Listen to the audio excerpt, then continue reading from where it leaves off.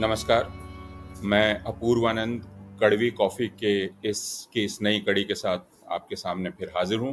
कड़वी कॉफ़ी जैसा आपको मालूम है अलग-अलग विषयों पर लंबी बातचीत का एक लगातार चलने वाला सिलसिला है।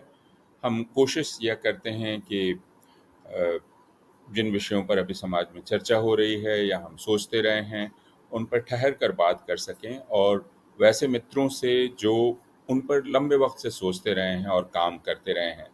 इरादा ये नहीं है कि हम सिर्फ़ अपना विचार व्यक्त कर दें, इरादा यह है कि उस विषय को समझा जा सके और इसीलिए इत्मीनान से बातचीत का एक सिलसिला कड़वी कॉफ़ी के ज़रिए हमने शुरू किया है।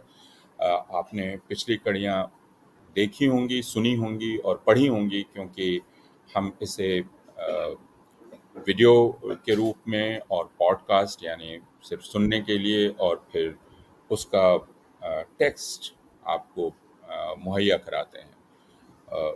हमें इंतज़ार रहेगा कि आपको ये बातचीत कैसी लग रही है और उसमें हम आगे और कैसे सुधार कर सकते हैं। आज हमारे साथ एक बहुत ख़ास मित्र हैं प्रोफ़ेसर पंकज चंद्रा, जो अभी अहमदाबाद विश्वविद्यालय के कुलपति हैं और इसके पहले वे Indian institute of management Bangalore के निदेशक रह चुके हैं। प्रोफ़ेसर पंकज चंद्रा वैसे कुलपति या निदेशकों में नहीं हैं जिनके जीवन का ध्येय कुलपति होने या निदेशक होने में शेष हो जाता है, बल्कि विश्वविद्यालय या उच्च शिक्षा संस्थान उनकी चिंता के केंद्र में रहे हैं। 2017 में प्रोफ़ेसर पंकज चंद्रा की एक किताब प्रकाशित हुई थी, building universities that matter, where are Indian institutions going wrong. इस किताब को उच्च शिक्षा के क्षेत्र में काम करने वालों ने बहुत रुचि लेकर पढ़ा था, क्योंकि यह किताब वे सवाल पूछ रही थी जो पूछे जाने चाहिए कि आखिर विश्वविद्यालय बनते कैसे हैं और हम जो शिकायत करते रहते हैं कि भारत के विश्वविद्यालयों का पतन हो रहा है, उनमें 1000 तरह की गड़बड़ियां हैं, तो क्यों हो रही हैं वे गड़बड़ियां? इस किताब में प्रोफ़ेसर पंकज चंद्रा ने उन विषयों पर विचार किया था। आज हम उच्च शिक्षा पर और विश्वविद्यालयों से जुड़े हुए मसलों पर एक दूसरे से बातचीत करेंगे। समझने की कोशिश करेंगे कि हम जो विद्या, ज्ञान आदि की चर्चा बहुत करते रहते हैं और हम जो बहुत ही दंभपूर्वक ये कहते हैं कि बस हम विश्व गुरु होने वाले हैं। मुझे ऐसा नहीं लगता प्रोफ़ेसर पंकज चंद्रा, क्योंकि आपने पढ़ाई दूसरे देशों में की है और दूसरे देशों में अध्यापन भी किया है। क्या आपको किसी एक ऐसे देश की याद है जो ये दावा करता है कि वह विश्व गुरु होना चाहता है? शुक्रिया पूर्वानंद जी। मुझे तो अभी तक समझ में नहीं आया विश्व गुरु होने का मतलब क्या है। अ, लेकिन हमें लगता है कि बात शायद ये है कि हम अ, अपने मुझे लगता है कि शायद अगर लोग सोच रहे हो कि अगर हम एजुकेशन से या एजुकेशनल रिसर्च से क्या विश्व में आगे बढ़ सकते हैं, अगर इस विचार से हम एजुकेशन को देखें तो ये ऑब्जेक्टिव बुरा नहीं है। ऑब्जेक्टिव तो हमेशा से एजुकेशन का यही रहा है, किस तरह से हम अपने विचार आगे रखें, किस तरह से एक नई पीढ़ी जो आ रही है उसको विचार बढ़ाएं। लेकिन ये मेरे ख्याल से कोई भी देश ऐसा नहीं है जो कि अपने को कहता है कि मैं विश्व गुरु हूँ या सबसे आगे हूँ या सबसे पीछे हूँ, क्योंकि सभी लोग जानते हैं कि एजुकेशन तो बड़ा एक कॉम्प्लीमेंट्री जोन है कि 10 लोग उसमें साथ आते हैं। और आज के समय में जो ये शोध जहाँ जहाँ हो रहे हैं, सबसे बड़ा तो इंडिकेटर ये रहा है कि सबसे अच्छा शोध वहीं हो रहा है जहाँ पे कई देशों के लोग साथ आ रहे हैं। तो मुझे लगता है कि वो चर्चा तो आप तो नहीं उसमें घुसेंगे, जी हाँ। लेकिन मैं दरअसल इसी विषय पर सोच रहा था कि जिसे ज्ञान कहते हैं, वह ज्ञान राष्ट्रीय सीमाओं में बंधा हुआ नहीं होता है। और मेधा, इसलिए जब हम ये कहते हैं यह यूरोप का ज्ञान है, तो यह एक तरह से सही है, लेकिन पूरी तरह सही नहीं है, क्योंकि यूरोप में भी अगर कोई ज्ञान पैदा हुआ है, भौगोलिक रूप से अगर कोई व्यक्ति जिसने एक विचार पहली बार कहा, व्यक्त किया यूरोप में या अमेरिका में या अफ्रीका में, तो वह सिर्फ वहाँ का नहीं होता है, उसमें योगदान होता है पूरी दुनिया का। तो एक तो ज्ञान किसी राष्ट्रीय सीमा में बंधा हुआ नहीं होता है, और जैसा आपने कहा कि अभी दुनिया में वे ही विश्वविद्यालय या शोध संस्थान बहुत अच्छा कर रहे हैं, काम कर रहे हैं, जिनमें अलग-अलग देशों के मस्तिष्क साथ मिलकर अ उस समस्या पर से जूझ रहे हैं। जिस समस्या को वो सुलझाना चाहते हैं या जिसका समाधान करना चाहते हैं। वह एक सिद्धांत का निरूपण हो, किसी दवा की खोज हो, कोई और चीज़ हो, अ, उसमें अलग-अलग मुल्कों के लोग आते हैं, और इसलिए आपका जो अपना अनुभव रहा है, उसमें एक ऐसा कैंपस या परिसर जिसमें अलग-अलग देशों के छात्र और अलग-अलग देशों के अध्यापक साथ हों, उस उसके बेहतर होने की उम्मीद ज़्यादा है, बजाय उसके जो बिल्कुल एक तरह के लोग जहाँ पर हों। इसके बारे बिल्कुल में आप सही क्या कहा, कहेंगे? बिल्कुल सही कहा आपने। अब आप सोचिए, साइंस कोई लोकल साइंस तो होती नहीं है, या ह्यूमैनिटीज कोई लोकल कॉन्टेक्स्ट होता है लोकल। अब हिंदुस्तान में मुझे लगता है कि जो साइंस सबसे इंटरेस्टिंग जाना जाता वो पीरियड था, वो मेरे ख्याल से अर्ली 20th सेंचुरी का, जिस समय जब बहुत सारे साइंटिस्ट थे, जेसी बोस, एस एन बोस, मेघनाथ साहा, ये कोई इंडियन साइंस नहीं कर रहे थे, वो Indian thinking, Indian knowledge, Indian को वो ग्लोबल नॉलेज के साथ बिल्कुल जोड़ते थे।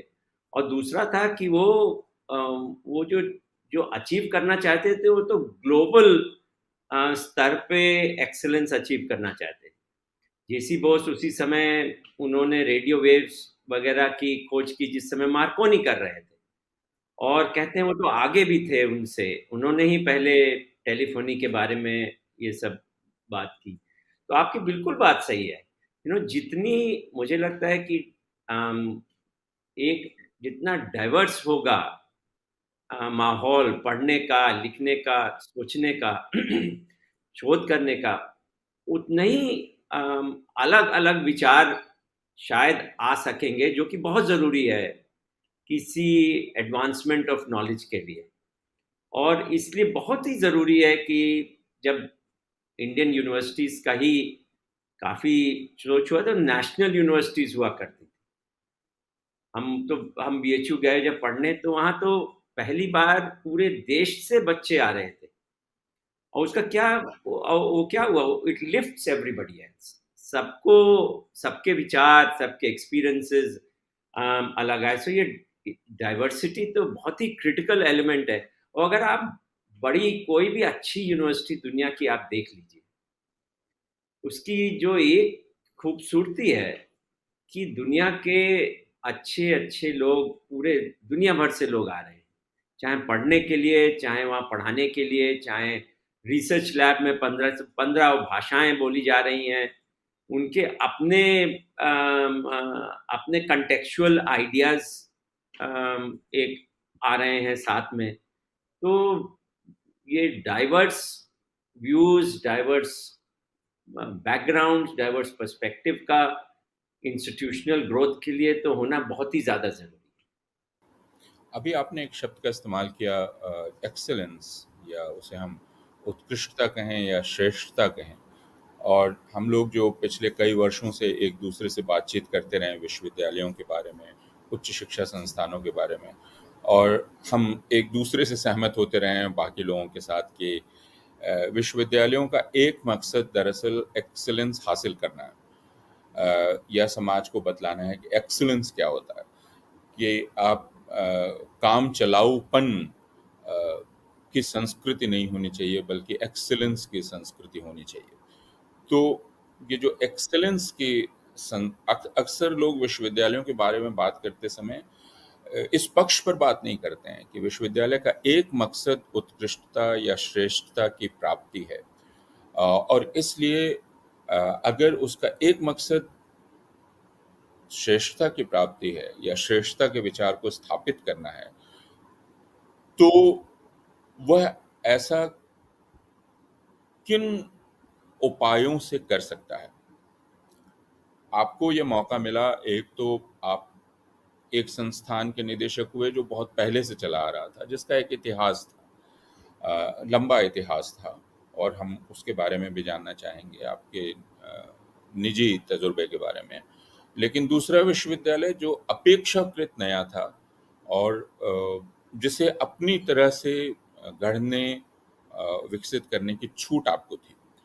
तो मैं इस बात पे अभी टिका हुआ हूँ कि ये जो अगर श्रेष्ठता एक उद्देश्य है और आप एक कुलपति के रूप में या निदेशक के रूप में आपने इसे मकसद रखा है, तो आप अपने संस्थान में कौन सी प्रक्रियाएं आपने चलाई, शुरू की, जिनसे आप इसको हासिल करना चाहेंगे? जी। जी।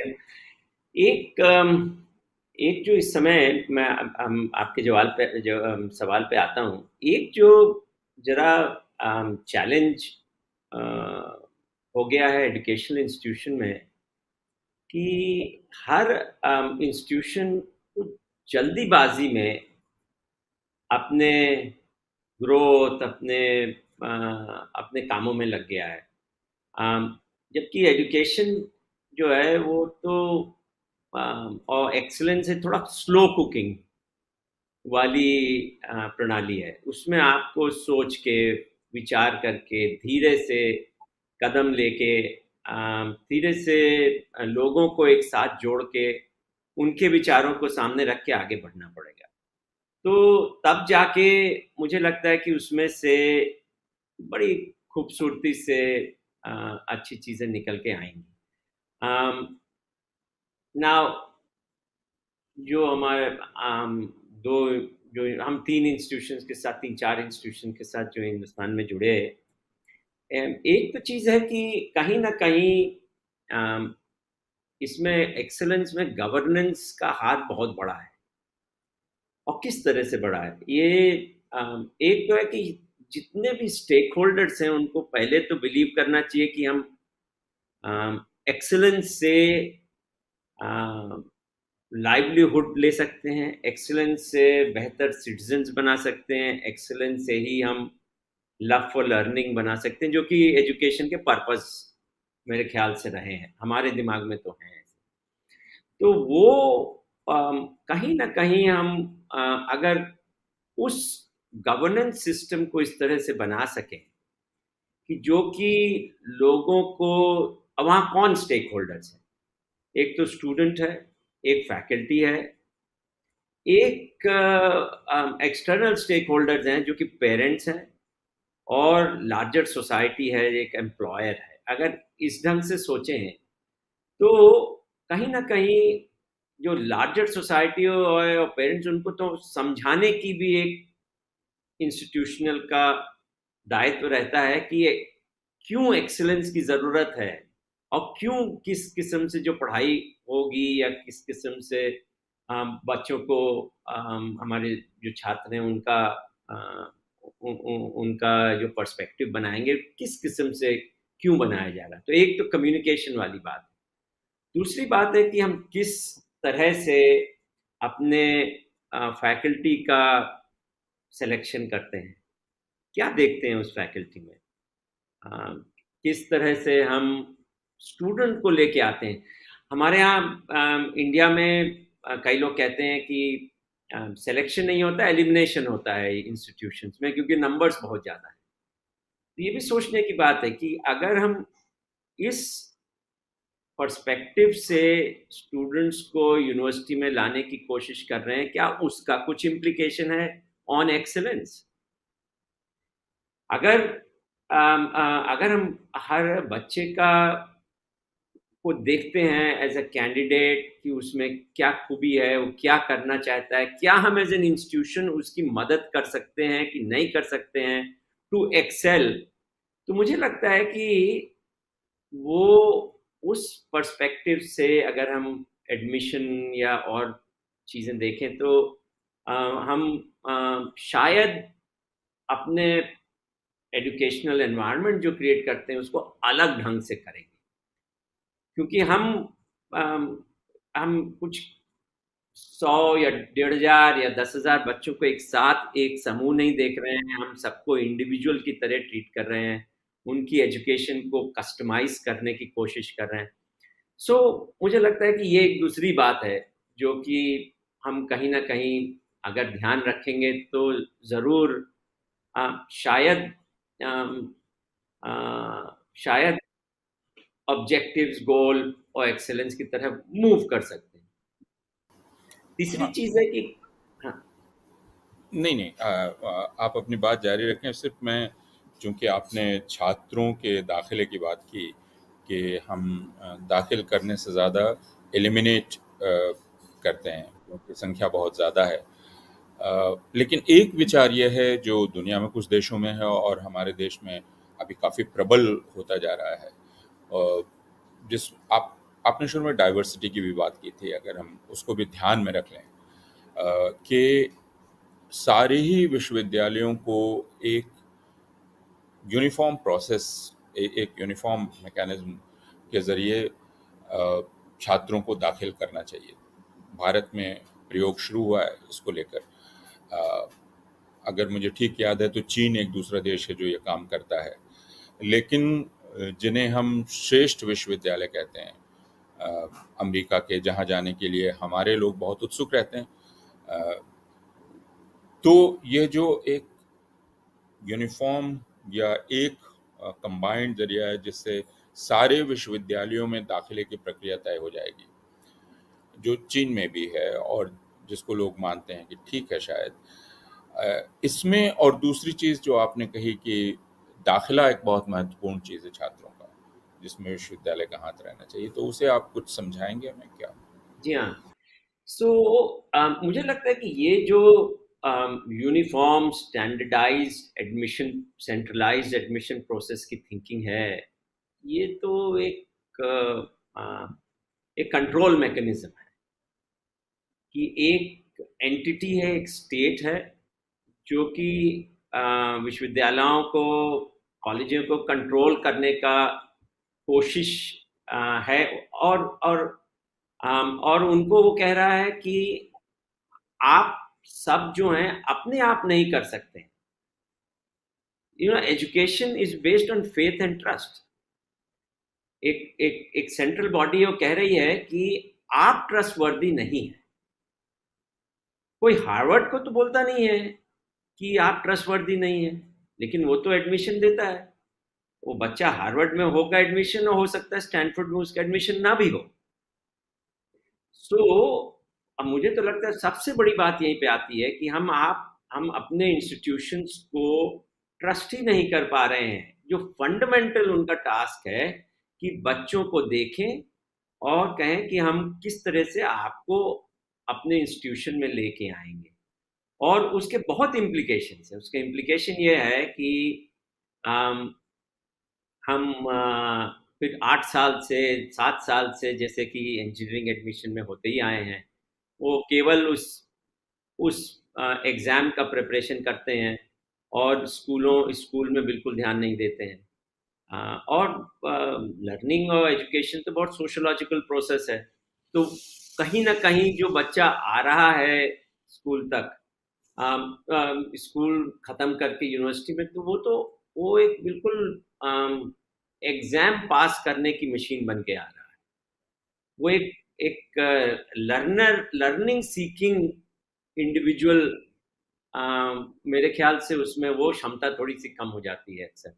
सो और और दूसरी चीज़ है कि हर एक और रियलाइजेशन मुझे लगता है कि हमारे यहाँ जो भी एजुकेशन पॉलिसी बनाते हैं उनमें शायद ना हो, कि हर institution institution is built of people. वहाँ की फैकल्टी, वहाँ का एडमिनिस्ट्रेशन, वहाँ का स्टाफ, हर इंस्टीट्यूशन दूसरे इंस्टीट्यूशन से अलग है। उसकी स्ट्रेंथ्स अलग हैं, उसका एरिया ऑफ फोकस अलग है, उसका कल्चर अलग है। आप अगर हमारे अच्छे जो इंस्टीट्यूशन माने जाते हैं, आईआईटीज या आईएम्स, इनको ही देख लें, हर इंस्टीट्यूशन अलग है। तो क्यों हम वो, तो क्या बच्चा जो है वो हर इंस्टीट्यूशनल कल्चर में वो क्या अच्छी तरह से परफॉर्म करेगा? ये भी तो एक सवाल उठता है। उसको तो उस कल्चर में हमें ले जाना चाहिए जहाँ पे वो कंटेक्चुअली बहुत ही अच्छा परफॉर्म करे, जहाँ पे वो अपने को लिफ्ट कर सके। और उसके लिए तो इंस्टीट्यूशन को ये ऑटोनॉमी तो होनी ही चाहिए कि वो कैसे स्टूडेंट्स को सेलेक्ट करें। एक डर लोगों का रहता है कि हाँ, ये इंस्टीट्यूशंस जो हैं ये ठीक ढंग से नहीं करेंगे। बट अगर जो इंस्टीट्यूशन ठीक ढंग से नहीं करेगा तो वो बैठ भी जाते हैं, वहाँ अच्छे बच्चे जाते भी नहीं हैं। तो ये तो बहुत ही बड़ा मुद्दा है। और हमारे यहाँ अभी तक था नहीं इस तरह से, इंस्टीट्यूशन अपने आप चुनते थे।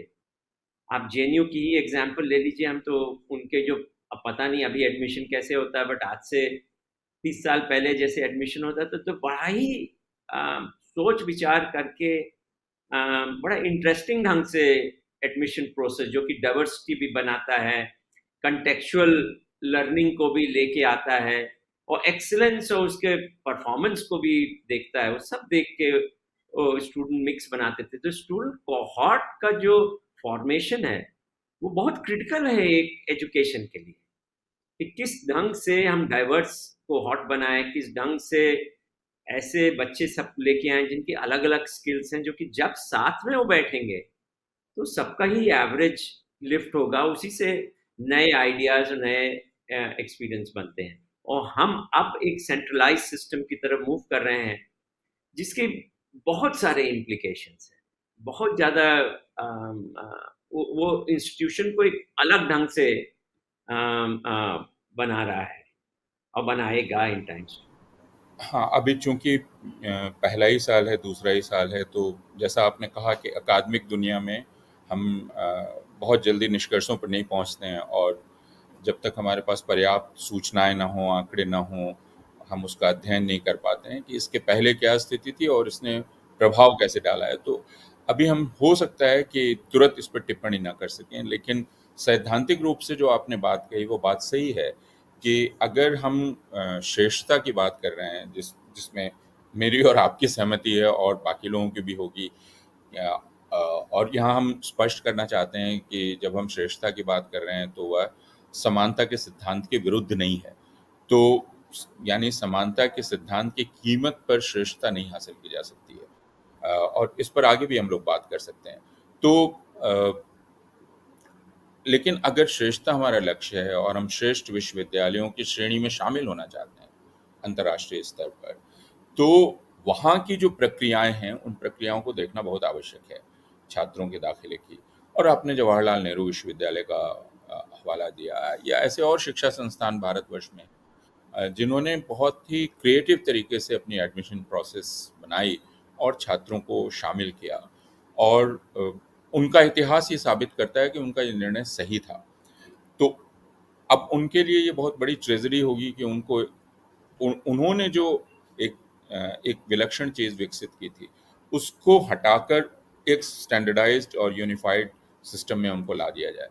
आपने एक दूसरी बात कही जो मुझे बहुत मार्के की लगी, और वह यह थी कि जब ये सब मिलते हैं अलग-अलग किस्म के लोग, छात्र, तो जो औसत है, वो औसत स्तर ऊपर उठ जाता है। अगर हम श्रेष्ठता की बात करें और इस औसतपन की बात करें, तो एक मकसद ये भी होता है सारे संस्थानों का और खासकर शिक्षा संस्थानों का, कि वो जो समाज का औसत है, उस औसत को ऊपर ले जाए। तो यह एक मकसद है इस औसत को ऊपर ले जाना, ना कि एवरेज जो ऊपर है उसको एवरेज पर ला देना कि नहीं आप बहुत डींग हाँक रहे थे तो हम आपको खींच कर नीचे ले आएंगे। ये मकसद नहीं होता है, मतलब मकसद है औसत को ऊपर ले जाना। अगर मैं आपकी बात को ठीक समझ जी, पाया हूँ जी, तो। जी, बिल्कुल। दूसरी चीज वह है फिर जो दूसरा एलिमेंट है जिसका जिक्र आपने किया वह है फैकल्टी या अध्यापक। अ, और एक कुलपति के रूप में जैसा आप आपसे तो हमारी चर्चा होती रही है और आपकी एक जद्दोजहद रही है कि आप कैसे अच्छी फैकल्टी अपने यूनिवर्सिटी में लाएं, अपने विश्वविद्यालय में लाएं। और एक कुलपति के रूप में ये काफ़ी संतोष की बात होती है कि आप एक अच्छा फैकल्टी मेंबर ला पाए। तो यह जो प्रक्रिया है अध्यापकों को लाने की, बहाल करने की, इस प्रक्रिया में भी भारत के विश्वविद्यालय स्वतंत्र नहीं है। अ, उनको एक केंद्रीय निर्देश दिया जाता है, उनको ये बतलाया जाता है कि ये क्वालिफ़िकेशन होगा, इस क्वालिफ़िकेशन के आधार पर आप अ, और ये प्रक्रिया होगी, इस प्रक्रिया से आप अध्यापकों का चयन करेंगे। लेकिन दूसरे विश्वविद्यालय ऐसा नहीं करते रहे हैं, जो श्रेष्ठ विश्वविद्यालय हैं। स्वयं आप ऐसा नहीं करते हैं और भारत में भी ऐसे इंस्टीट्यूशंस हैं जो दूसरी पद्धति अपनाते हैं। तो इस संबंध में कुछ हमें बतलाएं, ये जो फैकल्टी का सिलेक्शन है और वो क्यों बहुत ही क्रूशियल है या बहुत महत्वपूर्ण है एक शिक्षा संस्थान के लिए। या सो नहीं, आई थिंक फैकल्टी तो एक किसी इंस्टीट्यूशन की सोल है। और फैकल्टी का अगर फैकल्टी से देखिए क्या निकलता है। फैकल्टी से करिकुलम निकलता है, फैकल्टी से स्टूडेंट का इंगेजमेंट निकलता है, फैकल्टी स्टूडेंट को इंस्पायर करती है, फैकल्टी से क्लासरूम लर्निंग होती है, फैकल्टी से रिसर्च होती है, फैकल्टी से ही एक्सेलेंस बनती है। और अच्छे जहाँ जहाँ आपने देखे हैं देश में भी और विदेश में, अपने यहाँ भी ये है कि जहाँ जहाँ अच्छे फैकल्टी है, अच्छे लोग उसी तरफ ज़्यादा अट्रैक्ट होते हैं, उस तरफ जाना चाहते हैं, क्योंकि हम अच्छे अच्छे माहौल में अच्छे फैकल्टी के साथ काम करना चाहते हैं। सो फैकल्टी तो मुझे लगता है कि फैकल्टी का जो चयन है वो सबसे इम्पोर्टेंट डिसीजन है एक इंस्टीट्यूशन के लिए। नाउ कैसे हम करते हैं, मुझे लगता है कि एक बार फिर मैं ये कहूँगा कि कहीं ना कहीं लास्ट 100-75 साल में जब भी हुआ हो, उसके पहले हुआ, उसके बाद हुआ, मुझे मालूम नहीं है, लेकिन कहीं ना कहीं हमने अपने फैकल्टी के ऊपर ट्रस्ट करना बंद कर दिया। तो कैसे सिलेक्शन होता है कि एक किसी, चाहे वीसी का सिलेक्शन हो, चाहे उस पर भी बात करेंगे थोड़ी देर पे, बट चाहे फैकल्टी का सिलेक्शन हो, हम बाहर से लोगों को लेके आते हैं। हम अपने फैकल्टी को बिल्कुल ही उसके ऊपर कुछ भी ट्रस्ट नहीं, कुछ हमें लगता है कि जैसे वो जो है वो कुछ गलत ही करेगा। एक तरफ तो हम उसी फैकल्टी को हजारों बच्चों की लाइफ से को बनाने का दायित्व दे रहे हैं, उसको इंगेज करने की का परमिशन दे रहे हैं, लेकिन उसी को हम फिर ना तो करिकुलम बनाने की रिस्पॉन्सिबिलिटी दे रहे हैं, ना उसको हम एग्जाम जज करने की रिस्पॉन्सिबिलिटी दे रहे हैं, ना उसको दूसरी फैकल्टी सेलेक्ट करने की। ये तो मुझे लगता है बड़ा कॉन्ट्रडिक्टरी पोजीशन है, और हमें लगता है ये बहुत इंपॉर्टेंट ये पर्सपेक्टिव है जो कि देखना चाहिए, और देशों में बिल्कुल नहीं मिलेगा। फैकल्टी जो है वो, जो डिपार्टमेंट की फैकल्टी है वही चूज करेगी कौन नया फैकल्टी आ रहा है। आप कह सकते हैं कि भाई वो तो गलत डिसीजन लेंगे, अपने दोस्तों के बच्चों को ले लेंगे, बट एट सम पॉइंट इसमें तो कुछ करेक्टिव मैकेनिज्म तो हो गई है। और द करेक्टिव मैकेनिज्म है कि आप अगर खराब लोगों को लेते जाएंगे तो आपका जो स्तर है वो गिरता ही गिरता चला जाएगा। सो जो अच्छे इंस्टीट्यूशन तो यही चाहेंगे कि सही आदमी जो कि इस ग्रुप के साथ काम कर सके, उस फिलॉसफी को आगे बढ़ा सके, अपना उसमें कुछ पर्सपेक्टिव डाल सके, वो करे। तो पहली चीज तो मुझे लगती है कि ये जो ट्रस्ट है कहीं ना कहीं इंस्टीट्यूशन में बिल्ड करने की जरूरत है, सोसाइटी का, गवर्नमेंट का, कि ये जो लोग इंस्टीट्यूशन में बैठे हुए हैं ये उसके वेलफेयर ही चाहते हैं। ये कोई भी अपने इंस्टीट्यूशन को डुबोना नहीं चाहता, क्योंकि उसमें उसकी भी प्रेस्टीज, उसकी भी उससे इन्वॉल्व है। तो तो हैविंग सेड दैट, हर जगह जहाँ पे भी हमने देखे हैं अच्छे इंस्टीट्यूशंस इंडिया में, और कई अच्छे इंस्टीट्यूशंस हैं, आप इंडियन इंस्टीट्यूट ऑफ साइंस को ले लीजिए, ये आप कई आईएम्स जो हैं पुराने वाले उनको ले लीजिए, इन सब जगह आप जो नई यूनिवर्सिटीज बनी हैं हमारी जैसे, उनको ले लीजिए, आप सब जगह हम सबसे ज्यादा जो समय जिस बिताते हैं वो है फैकल्टी सिलेक्शन, और हर इंडिविजुअल को उतना समय हम देते हैं कि जिससे वो हमें समझ सकें कि हम किस किस्म की यूनिवर्सिटी बनाने की कोशिश कर रहे हैं, और हम समझ सकें कि ये जो फैकल्टी है ये क्या हम इनकी इनकी मदद कर सकते हैं in the long run to become excellent, to become a top researcher, to become a top teacher. हर इंस्टीट्यूशंस की अपनी स्ट्रेंथ है, कुछ वीकनेसेस है। तो ये जो इनलार्ज प्रोसेस है, ये कई दिनों का प्रोसेस है। अब आप नॉर्मल सिलेक्शन कमिटी में आप देख लीजिए, लोग जाते हैं, एक तो है कि किसी वजह से, चाहे वो लॉ हो, चाहे डर हो कि अगर मिनिमम क्वालिफिकेशन किसी के पास है, हम उसको इंटरव्यू में नहीं बुलाते हैं तो कोर्ट में केस हो जाएगा, इसलिए हमें सबको बुलाना चाहिए।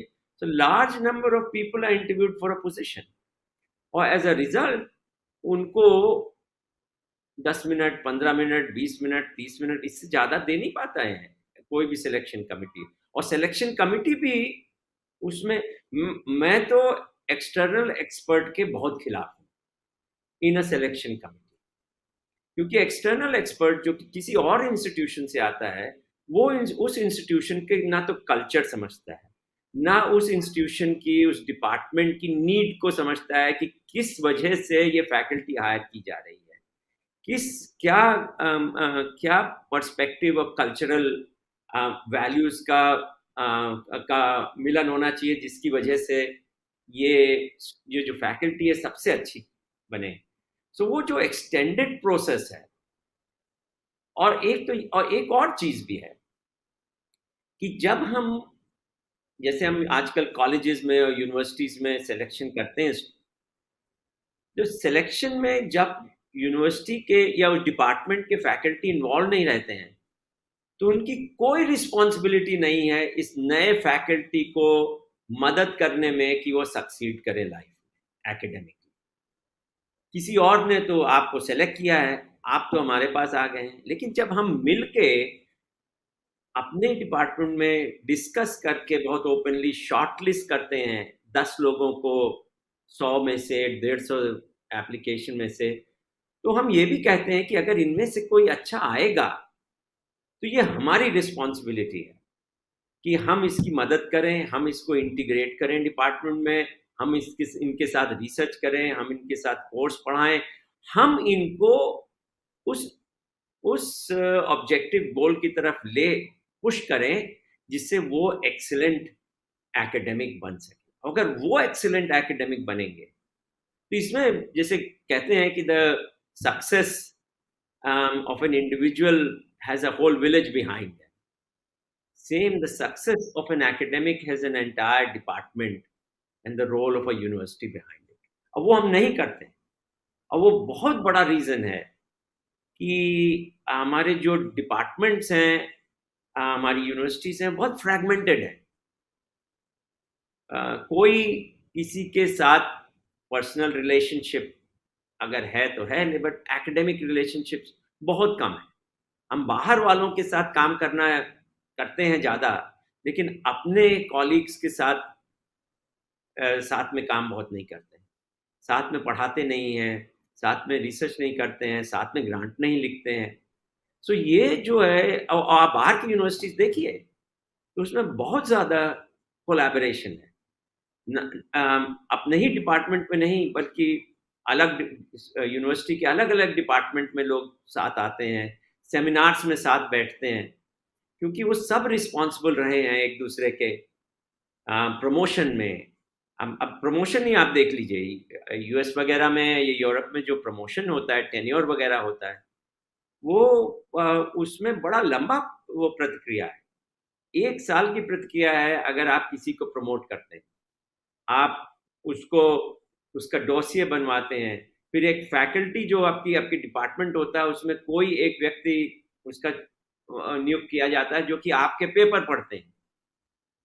उसके बाद वो जाके एक कमिटी बनती है आपके स्कूल की जहाँ पे ये डिस्कस आपका केस होता है, फिर यूनिवर्सिटी पे जाती है, जबकि और डिपार्टमेंट के जो लोग होते हैं वो आपके डोसियर के ऊपर कमेंट्स करते हैं और फिर आपको प्रमोट किया जाता है।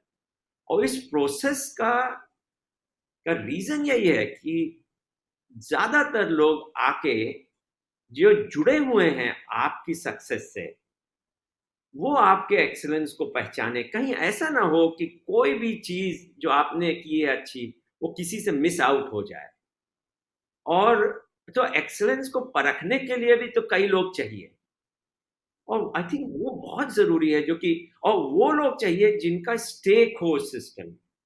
हमारे यहाँ सिलेक्शन कमेटी होती है, प्रमोशन कमेटी होती है, हम बाहर से लोगों को लेके आते हैं जिनको उस सिस्टम के बारे में, वो क्यों उस आदमी ने या उस व्यक्ति ने किस तरह से एक टीचर ने परफॉर्म किया उसके बारे में कोई खबर नहीं। 4 पन्ने का नोट है, उसको पढ़ के तीन एक सवाल पूछ के हम डिसाइड करते हैं उसका सिलेक्शन या उसका प्रमोशन। मुझे लगता है ये बहुत बड़ी वीकनेस है, जो कि जो सोल ऑफ द यूनिवर्सिटी है, फैकल्टी, उसको बिल्कुल ही उसको वीकन कर दिया है सिस्टम ने। और हम बाहर से जो इन्फ्लुएंस उसकी बात तो नहीं करेंगे इस समय, लेकिन वो भी एक रोल प्ले करता है। हाँ, तो इसका मतलब ये हुआ कि आप कोई एक क्वालिफिकेशन, एक सेट ऑफ क्वालिफिकेशन आप सबके लिए नहीं सुझा रहे हैं नहीं, कि जी हाँ। और फिर विश्वविद्यालय इसके लिए भी स्वतंत्र होंगे कि वे किस व्यक्ति को, किस स्कॉलर को किस रूप में अपॉइंट कर रहे हैं। जी हाँ। आप किसी को हो सकता है प्रोफेसर के रूप में अपॉइंट करें, और किसी को हो सकता है आप असिस्टेंट प्रोफेसर के रूप में अपॉइंट करें, और ये पूरी तरह से आपकी आज़ादी होगी। और जिन प्रक्रियाओं का वर्णन अभी आपने किया जी, कि इन प्रक्रियाओं के ज़रिए, तो वो एक सामूहिक प्रक्रिया है जिसमें पूरा विश्वविद्यालय एक प्रकार से शामिल है। तो बिल्कुल। उसकी ज़िम्मेदारी सबकी हो जाती है। वो सिर्फ़ कुलपति की पसंद-नापसंद का मामला नहीं होता है। जी हाँ। मतलब उस पसंद-नापसंद को वो जस्टिफ़ाई कर सकता है अलग-अलग कारण। लेकिन अगर प्रक्रिया के तौर पे देखें तो वह सिर्फ़ कुलपति वह तय नहीं कर रहा है। पूरा विश्वविद्यालय, उसकी एकेडमिक कम्युनिटी वह तय कर रही है। फैकल्टी, आपने ये कहा कि इसलिए बहुत महत्वपूर्ण है कि उससे बहुत सारी चीज़ें जुड़ी हुई हैं। जैसे उससे करिकुलम जुड़ा हुआ है, या जिसको आप सिलेबस कहते हैं वह जुड़ा हुआ है, उससे रिसर्च जुड़ा हुआ है, और रिसर्च या शोध इस पर कई वर्षों से हम लोग बात करते रहे हैं कि विश्वविद्यालय में जब हम शिक्षकों की बात करते हैं, अध्यापन की बात करते हैं, तो बिना शोध के उसकी कल्पना करना कठिन है एक अच्छे अध्यापक की। लेकिन मैं इस बिंदु पर अभी टिकना चाहूँगा, जो रुकना चाहूँगा, जो करिकुलम का है या पाठ्यक्रम या पाठ्यचर्या का है। इसमें आपने कहा कि असल में अध्यापक उसका स्रोत है। अध्यापक के जिम्मे ये चीज़ है, और हर जगह का एक विश्वविद्यालय के अध्यापक जो होंगे किसी एक विषय के, वो अपने उस विषय के सिलेबस या पाठ्यक्रम के निर्माण के लिए जिम्मेदार होंगे, और वे ही बनाएंगे। उनको वह बाहर से बना के नहीं दिया जाएगा। कोई, जैसे आप किसी राष्ट्रीय पाठ्यक्रम की कल्पना नहीं कर सकते हैं। जी हाँ। वह अहमदाबाद यूनिवर्सिटी का होगा, दिल्ली यूनिवर्सिटी का जी होगा, हाँ। जयप्रकाश यूनिवर्सिटी छपरा का होगा। जी हाँ। मुझे याद है कि कई साल पहले जब मूक्स का की काफ़ी धूम मची हुई थी, तो उस वक्त जो पॉलिटिकल फिलॉसफी के स्टार प्रोफेसर हैं, प्रोफेसर सैंडल, उनके जस्टिस का कोर्स, और जी हाँ। हाँ, अमेरिका के एक विश्वविद्यालय को कहा गया कि आप इसको अपने यहाँ लगाइए। वो छोटा सा कॉलेज या विश्वविद्यालय था, और उसने कहा कि नहीं, हम ये नहीं करेंगे। हालांकि प्रोफेसर सैंडल एक बहुत बड़े शिक्षक हैं, लेकिन हम अपना पाठ्यक्रम स्वयं बनाएंगे। जी और उन्होंने खुला पत्र प्रोफेसर सैंडल को लिखा कि यह हम पर लागू लादने की कोशिश की जा रही है, लेकिन हम ऐसा नहीं करना चाहते। और प्रोफेसर सैंडल ने जवाब लिखा कि यह पूरी तरह से आपकी स्वतंत्रता है कि आप अपना कोर्स बनाएं। तो यह जो करिकुलम का मामला है, इस इस पर भी हम थोड़ी बात करें कि क्यों ये बहुत आवश्यक है कि वह विकेंद्रित हो, डिसेंट्रलाइज्ड हो, और वह दरअसल इंस्टीट्यूशन स्पेसिफिक हो, कि आप जिस इंस्टीट्यूशन में हैं वहाँ आप करिकुलम बना रहे हैं, और क्यों उसमें यूनिफॉर्मिटी हमेशा मदद नहीं करती है करिकुलम में।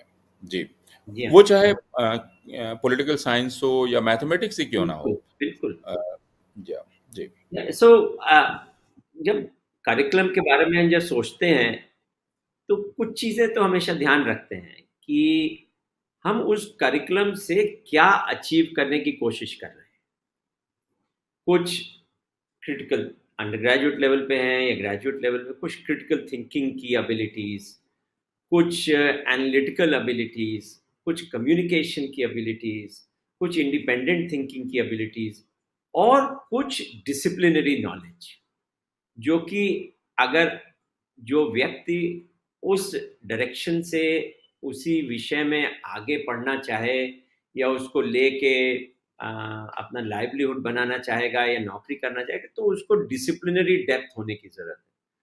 सो ये कई चीज़ें ध्यान रखते हैं जब हम एक सिलेबस या करिकुलम बनाते हैं। नाउ जो गोल्स हैं, कुछ इन्फॉर्मेशन है एक डिसिप्लिन की, या एक एक एक एक सब्जेक्ट की कुछ डिसिप्लिन होती है, उस सब्जेक्ट की कुछ नॉलेज सिस्टम होता है, उस सब्जेक्ट का कुछ एक्सप्लोरेशन होता है। ये कई ढंग से किया जा सकता है। मैं तो ऑपरेशंस मैनेजमेंट का प्रोफेसर हूँ, तो हम लार्जली मैन्युफैक्चरिंग, सप्लाई चेन, इन सब चीज़ों को पढ़ाते हैं। अगर हमें कैपेसिटी प्लानिंग पढ़ानी है, उसके बारे में सिखाना है, तो हम कई ढंग से कैपेसिटी प्लानिंग को बता सकते हैं। कई विषयों से उसको वो सिखा सकते हैं। तो और डिफरेंट सब्जेक्ट्स जो हैं एक हमारी डिसिप्लिन में, वो उनको वो चीज़ें बता सकती हैं, और वो स्किल्स उनको दे सकती हैं, वो पर्सपेक्टिव उनको, वो डीप थिंकिंग, वो एनालिटिकल एबिलिटी उनको दी जा सकती है। और जब हम अपने, जो हमारा पैशन है एज अ टीचर, जो हमारा डिसिप्लिन है, उसके तहत हम ये जब जब पढ़ाएंगे, तो मुझे लगता है कि जो क्लास का माहौल है और जो पढ़ाने का कार्यक्रम है, जो अपनी रिसर्च है, वो मैं उसको अंदर ज़्यादा लाऊंगा, ज़्यादा अच्छी तरह से पढ़ा सकेंगे। तो अलग अलग कॉलेजेस में जो प्रोफेसर्स हैं, जो उनके इंटरेस्ट हैं, कुछ चीज़ें तो फंडामेंटल हैं जो कि सभी लोग पढ़ाते हैं अच्छी तरह। सो एक जो करिकुलम का जो रोल है, एक स्टैंडर्डाइजेशन का जो रोल है, वो केवल एक ब्रॉड पैरामीटर डिफाइन करने का है कि देखिए, ये ब्रॉड नॉलेज जब आदमी ग्रेजुएट करेगा एक बीए होके या बीएससी होके या बीटेक होके, तो ये ब्रॉड नॉलेज, ये ब्रॉड स्किल्स, ये ब्रॉड पर्सपेक्टिव, ये ब्रॉड थिंकिंग होनी चाहिए उनमें। और यूएस में अगर आप चले जाइए, या यूरोप में ही क्यों नहीं चले जाए, आप दो अच्छे इंस्टीट्यूशन ले लीजिए यूरोप के, ईपीएफएल ले लीजिए, स्विट्जरलैंड में एक एक ले लीजिए, ईटीएच स्वीडन में। दोनों बड़े अच्छे इंजीनियरिंग इंस्टीट्यूशन हैं। दोनों की पढ़ाई का कार्यक्रम अलग है, दोनों ही बैचलर ऑफ इंजीनियरिंग देते हैं, दोनों ही एक दूसरे की डिग्री रिकग्नाइज करते हैं, दोनों ही इलेक्ट्रिकल इंजीनियरिंग में चीज़ें पढ़ाते हैं, लेकिन जिस ढंग से पढ़ाते हैं वो भी अलग है। हम जो है समहाउ कंटेंट के ऊपर ज़्यादा केंद्रित है। और प्रोसेस ऑफ लर्निंग और पेडागोजी को हमने बिल्कुल अलग रख दिया है, और कंटेंट को, हमारे लिए कंटेंट इज द किंग। जबकि जो कंटेंट से लर्निंग हो रही है, जो आउटकम है, उसके ऊपर हमने फोकस नहीं किया। और इंस्टीट्यूशन से जो दुनिया भर के हैं, उन्होंने इसको थोड़ा सा अलग ढंग से देखते हैं। क्या कंटेंट तो है ही है, थोड़ा बहुत तो फंडामेंटल कंटेंट, सबको इलेक्ट्रिकल इंजीनियरिंग पढ़ना है तो थोड़ा तो जानना है, इकोनॉमिक्स पढ़ना है तो उन्हें कुछ चीज़ें तो माइक्रो में जाननी ही पड़ेगी, फंडामेंटल प्रिंसिपल। बट हम क्या, किस कॉन्टेक्स्ट में, किस किताब से और किस ढंग से हम उसको पढ़ाते हैं, those are the things that make it very different, make two institutions very different. और फिर जो है वो अपनी, वो इंस्टीट्यूशनल ग्रोथ उसमें है, उसमें अपनी यूनिकनेस है, उसमें आपने जो जस्टिस वाला कोर्स कहा है, कई लोग जस्टिस के कोर्स पढ़ाते होंगे दुनिया भर में, हर लॉ स्कूल में जस्टिस के ऊपर कोर्स पढ़ाया जाता होगा, लेकिन सब अलग ढंग से पढ़ाते हैं, सबके करिकुलम अलग है, सबके टॉपिक्स अलग हैं, सबके। तो क्यों justice can, why should justice be seen through one lens? Justice को भी कई ढंग से देखना चाहिए, एक ही यूनिवर्सिटी में कई जस्टिस के कोर्सेज हो सकते हैं। सो मुझे लगता है कि ये जो हम सेंट्रलाइज ढंग से, एक सेंट्रल पर्सपेक्टिव से एजुकेशन को जब देखना शुरू करते हैं और सबको समान फ्रेमवर्क में हम डालते हैं, और फिर पुश करते हैं कि आप उसके डिटेल भी उसको फॉलो करें, उसके करिकुलम भी, यहाँ तक कि आप किताब भी वही लीजिए और आप टॉपिक्स भी वही डिफाइन कीजिए, तो कहीं ना कहीं मुझे लगता है कि जो फैकल्टी का इनोवेशन है, पैशन है, उनका रिसर्च है, वो परे हो जाता है। और वो उसकी वजह से फिर मुझे बेयर मिनिमम लेवल पे टीचिंग होती है, उसी लेवल पे एग्जामिनेशन होता है, और मुझे लगता है कि ये एक्सेलेंस हमें बहुत ही दूर ले जा चुका है। और वो मुझे लगता है ये कंट्रोल ड्रिवन माइंडसेट के तहत है, एक मिसट्रस्ट एजुकेशनल इंस्टीट्यूशन के ऊपर है। कई बार हमने सुना है लोगों को कहते हुए, चाहे वो इंडस्ट्री में हो या और जगह हो, कि education can not be left to educationist alone. मैं तुरंत सवाल पूछता, हमने कहा to then who will you leave them to? You are sending your child, आप बच्चे को 12 साल के लिए स्कूल में भेजते हैं, एक 4 साल, 3 साल या 4 साल के लिए यूनिवर्सिटी में भेजते हैं, वहां पे तो आप ट्रस्ट कर रहे हैं, तो उनके एजुकेशन के लिए क्यों नहीं ट्रस्ट कर पा रहे हैं? उनके वेलबींग के लिए क्यों नहीं ट्रस्ट कर पा रहे हैं? उनके मेंटल ग्रोथ, उनके एक्सीलेंस, उनको प्रोवाइड क्यों नहीं ट्रस्ट कर पा रहे हैं? छोड़िए, एक बार छोड़ के तो देखिए। इतने साल तक तो हम लोग डिफाइन ही करते आए, जब छोड़ के भी एक कुछ साल देख लें कैसे होता है। और अच्छे इंस्टीट्यूशंस में जितनी फैकल्टी को एकेडमिक फ्रीडम है, मिलती है, उतना ही वो इनोवेट करता है, उतना ही वो डीप एक्सपेरिमेंट्स करता है, और उसी से मुझे लगता है कि उनकी एक्सेलेंस और स्टूडेंट का लर्निंग प्रोसेस जो है वो एक्सेलेंस की तरफ बढ़ती है। अभी आपने ये बात कही और ये बिल्कुल ठीक है कि आपको अध्यापकों पर विश्वास करना होगा, और यहाँ भी करिकुलम में भी वही सिद्धांत कारगर है, विविधता का सिद्धांत, एकरूपता का सिद्धांत नहीं और केंद्रीयता का नहीं, कि आप यह कहें कि फला विषय का पाठ्यक्रम है तो वह समरूप रहेगा 80% और आप सिर्फ 20% अपना कुछ डाल सकते हैं। तो इस प्रकार के समीकरण से एक अच्छे पाठ्यक्रम की कल्पना आप नहीं कर सकते हैं। इससे एक दूसरी बात निकलती है जिस पर पिछले कई वर्षों से बहुत जोर दिया जा रहा है, उस पर भी हम लोग कई सालों से चर्चा करते रहे हैं। अमेरिका में जब 2011-12 में मूक्स की चर्चा शुरू हुई, मासिव ऑनलाइन ओपन कोर्सवेयर की चर्चा शुरू हुई, और उसको एक इलाज की तरह देखा गया कि वह इलाज कर देगा जो बड़े पैमाने पर लो क्वालिटी एजुकेशन है, उसको कॉम्पेंसेट कर देगा, क्योंकि स्टार प्रोफेसर्स के ज़रिए हम ऑनलाइन कोर्सवेयर देंगे और लोग एक्सेस करेंगे, और फिर यूनिवर्सिटीज़ को भी उत्साहित किया जाएगा कि वे उसे उसके आधार पर डिग्री दें। तो मैं अब तक जो समझ पाया हूँ और मूक्स को जो मैंने देखा है, वह यह है कि वो जो उसका आरंभिक दंभ था या उत्साह था, वह तो ठंडा पड़ गया है। लेकिन भारतवर्ष में उसने तेज़ी पकड़ ली है, और वह एक दूसरे ढंग से तेज़ी पकड़ी है। यानी आधिकारिक रूप से भी अब ये कहा जा रहा है कि ये जो क्लासरूम टीचिंग है, जिसको हुँ, फिज़िकल टीचिंग आप कहते हैं, हुँ, हुँ, इसको कम से कम करना चाहिए। है हुँ, ना? और यहाँ यहाँ तक का लक्ष्य दिया गया है कि हमें उत्तरोत्तर क्रमशः इस दिशा में बढ़ना चाहिए, जिसमें क्लासरूम टीचिंग 30% रह जाए और हुँ, 70% टीचिंग ऑनलाइन हो जाए। हुँ, मुझे बहुत पहले की याद है, दिल्ली विश्वविद्यालय के एक दीक्षांत समारोह में सैम पित्रोदा आए थे, और सैम पित्रोदा ने भाषण देते हुए कहा था कि अब पढ़ाई का ये जो तरीका है वो बहुत पुराना पड़ गया है ना? तो अब हमें एक विषय में 5 अ, स्टार प्रोफ़ेसर्स चाहिए, और बाकी जगह हमें फैसिलिटेटर्स चाहिए। तो वो 5 प्रोफ़ेसर्स, उनके लेक्चर ऑनलाइन हो जाएँगे, और उसके बाद फैसिलिटेटर चाहिए जो छात्रों तक पहुँचा देगा, क्योंकि वो जो आपने कहा कि कंटेंट, हम ये मान रहे हैं कि वो कंटेंट अपलोड हो जाएगा और उसके बाद छात्र उसको ग्रहण करेंगे।